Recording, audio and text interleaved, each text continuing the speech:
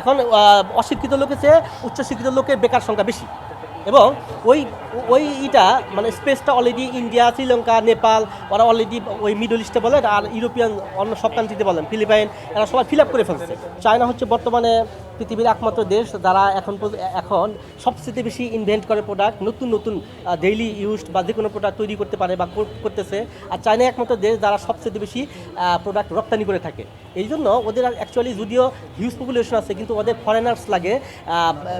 ওদের এই যে প্রোডাক্টগুলা বা এই যে ব্যবসাটা, এটা বিদেশি বাইরের সাথে বিভিন্ন কালচার, বিভিন্ন ল্যাঙ্গুয়েজ, বিভিন্ন ইউজেবল যে সোসাইটি, তাদের ভিন্ন ভিন্ন রকমের যে ক্লায়েন্ট, তাদের সাথে কথা বলার জন্য, ডিল করিয়ে দেওয়ার জন্য, হ্যাঁ, তাদের ফরেনার রিপ্রেজেন্টেটিভ বা country manager, marketing, sales, digital marketing এগুলো লাগে। এছাড়া সোশ্যাল মিডিয়া হ্যান্ডেলার লাগে। যেমন চাইনিজরা তো আসলে ফেসবুক বা ইনস্টাগ্রাম এগুলাতে এত অভ্যস্ত না, বা এগুলাতে চাইনাতে কাইন্ড অফ ব্যান্ড।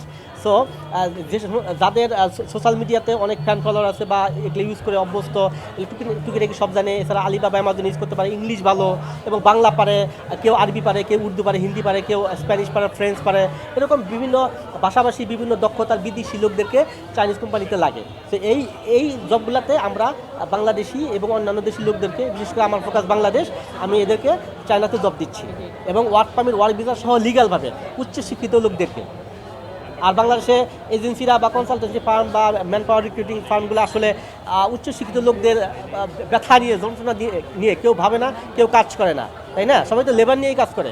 কারণ মরহুম প্রেসিডেন্ট জিয়াউর রহমান সেই 80 দশকে সৌদি আরবে গিয়ে ডিল করে আসছিল যে আমার দেশের অনেক জনগোষ্ঠী আছে, তুমি তাদেরকে জব দিতে পারো। I don't need any help, I don't need donation, I don't need জাকাত, রাইট?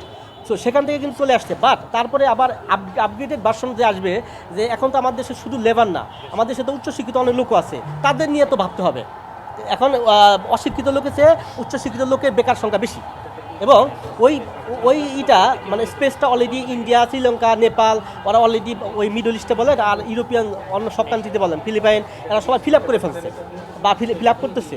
কিন্তু বাংলাদেশ সরকার ওইটা নিয়ে ভাবে না, বাংলাদেশের লোকাল এজেন্সিরা ওইটা নিয়ে ভাবে না। কিন্তু চায়নাতে যাওয়ার পর আমার মনে হলো যেখানে যদিও পাকিস্তানি বা ফিলিপিনা কিংবা অনেক দেশি লোক আছে যাদের ইংলিশ আমাদের চেয়ে বেটার না, বা আমার দেশের আইবিএতে যারা ইংলিশ অনার্স মাস্টার্স করছে বা ইংলিশ মিডিয়াম করছে বা আইএলসে 7 আছে 8 আছে, তাদের সেই বেটার না, তারপরেও ওরা ওখানে হাই স্যালারিতে ইংলিশ টিচিং জব করতেছে।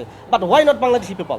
কারণ বাংলাদেশি লোকদেরকে ওখানে ইন্ট্রোডিউস করিয়ে দেওয়ার মতো বা এই জবগুলো লিগালভাবে ওয়ার্ক পারমিট, ওয়ার্ক ভিসা করে করার মতো কেউ পদক্ষেপ নেয় না, কেউ কাজ করে না, কেউ এই সেক্টরে আসে না। আর এখানে এজেন্সিরা যারা কাজ করে এরা বেশিরভাগই অল্প শিক্ষিত থাকে বা এতটা কনসাস থাকে না, নিজেদেরই ওই জব করার মতো যোগ্যতা নেই, তো ওরা অন্যদেরকে কীভাবে ওই জব দিবে? এটা হলো বাস্তবতা বা রিয়ালিটি। তো আমি এটা নিয়ে কাজ করা শুরু করলাম যে চায়নাতে বাংলাদেশি লোকদেরকে কোম্পানিতে উচ্চশিক্ষিত লোকদেরকে জব দেবো।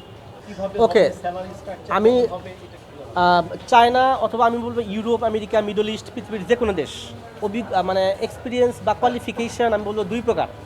কোয়ালিফিকেশান আমি দুইটা ভাগে ভাগ করবো। একটা হলো ওই দেশের ওই পদে ওয়ার্ক ভিসার যোগ্যতা আছে কিনা, ওয়ার্ক পারমিট, ওয়ার্ক ভিসা। সেটা চায়নার ক্ষেত্রে কমপক্ষে ব্যাচেলার্স ডিগ্রি লাগে, তারপর 2 বছরের ওয়ার্ক এক্সপিরিয়েন্স লাগে, ঠিক আছে, বা গ্যাপ লাগে, এটা ওয়ার্ক এক্সপিরিয়েন্স আর কি। আর আরেকটা জিনিস লাগে, তার ওই কমপক্ষে ব্যাচেলার্স ডিগ্রি তো লাগবেই। তো এগুলো হলো বেসিক। এছাড়া ফিজিক্যাল ফিটনেস লাগবে বা পুলিশ লাইন সার্টিফিকেট থাকা লাগবে, এগুলো বেসিক জিনিস লাগে। কিন্তু জবের জন্য যোগ্যতা, যে পদে যে ডেজিগনেশনে যাবে ওই পদের জন্য তার যোগ্যতা থাকে। যে লোকে ডিজিটাল মার্কেটিংয়ের পোস্টে যাবে সে যেন ডিজিটাল মার্কেটিং সম্পর্কে জানে, যে লোকে কান্ট্রি ম্যানেজার পদে যাবে সে যেন কান্ট্রি টু কান্ট্রি বিভিন্ন বায়ারদের সাথে, Swiss buyer, German buyer, middle eastern buyer, তাদের সাথে ডিল করার মতো বা ওই দেশের ওই ভাষায় কথা বলার মতো বা বিজনেস বোঝার মতো, বিজনেস উঠিয়ে আনার মতো যোগ্যতা, দক্ষতা যেন থাকে। তো এটা হলো জবের যোগ্যতা বা কাজের যোগ্যতা। কাজের যোগ্যতা আমি বলবো good English, good computer skill, social media বা আধুনিক সফটওয়্যার প্ল্যাটফর্ম সম্পর্কে একটু ধারণা থাকা। নিহাও তাজিয়াহাও।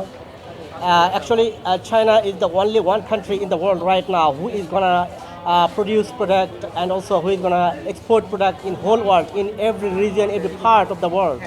That's why China also need lots of foreign workers, foreign employees in manager position and in the position where the foreign employees can deal with overseas clients and they can also tell about the product, about the system, everything.